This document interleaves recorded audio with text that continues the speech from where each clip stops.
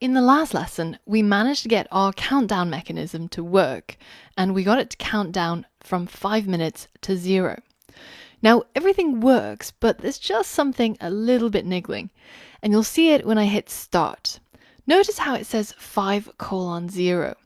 Wouldn't it be so much better if it said 5:00?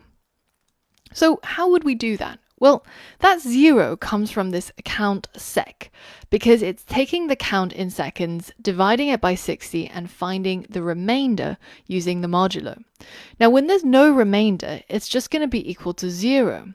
So we could use an if statement and check, well, if the count sec is equal to 0, then instead of making it 0, let's set it to equal a string, which is 00. Now, this actually, believe it or not, works. And you'll see it when I run it and when I hit start. Doesn't that look so much better? But some of you might have realized that there's something a little bit crazy going on here in these 2 lines of code. We're checking to see if this variable holds data that is equal to the integer, the whole number, 0. And then we're setting it to a string. So these are completely 2 different data types. That's an int and that is a string. So how is it that we're able to do this? So let me pull up the Python console. We know that if we took an integer, say 3, and we try to add it to a string, say a 4, this is not going to work, and we get a type error because this is type int and this is type string. So you can't actually add these 2 together because there's a mismatch. Now, here's the crazy thing. Let's create a variable a and let's make it hold the integer 3. And at this point, you can see that this a variable has a data type of int. If I decide to change that variable and make it hold a different type of data, let's say the number 4, or let's make it simpler, let's make it hold the piece of text, hello. As soon as that goes through, you can see that a is now of data type string. And the very fact that I'm able to do that, change a variable's data type by changing the content in that variable, this is what's known as dynamic typing. In this sense, Python is a language that's quite unique because on one hand, it is strongly typed in the sense that it holds on to the data type of the variable. So this a is a string and it knows that it's a string. And if you do something that is not meant for a string, say if you tried to raise a to the power of 2, then that is going to be a type error. Types matter, and when you call a function that's expecting a particular type, say if you use the power function, which is expecting an integer, and you pass in something that's obviously not an integer, say our string here, and you try to get it to do something, say raise it to the power of 3, then again we get type error. It knows what type is supposed to go into that function and it makes sure that you comply with that. This is where the language is strongly typed.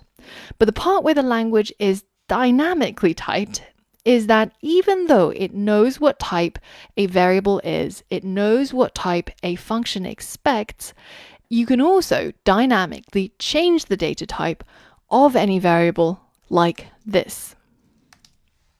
That is basically what we're using here. We're using dynamic typing to change the data type of countSec from an integer to a string.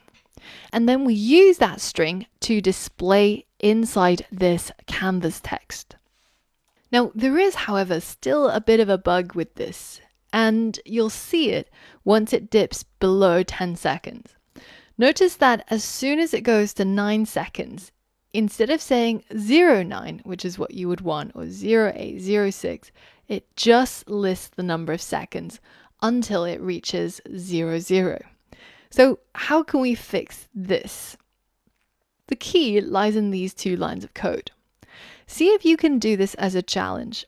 Pause the video and see if you can make it so that when it's 9 seconds remaining, it says 09 or 08 or 07, and also 00, of course. Pause the video and see if you can complete this challenge. All right, so basically what we want to check for is when the count in seconds is less than 10, because now it's going to be in the single digits, and instead of having just one digit, we want to add 0 in front of it. So the way we can do this is through just an F string.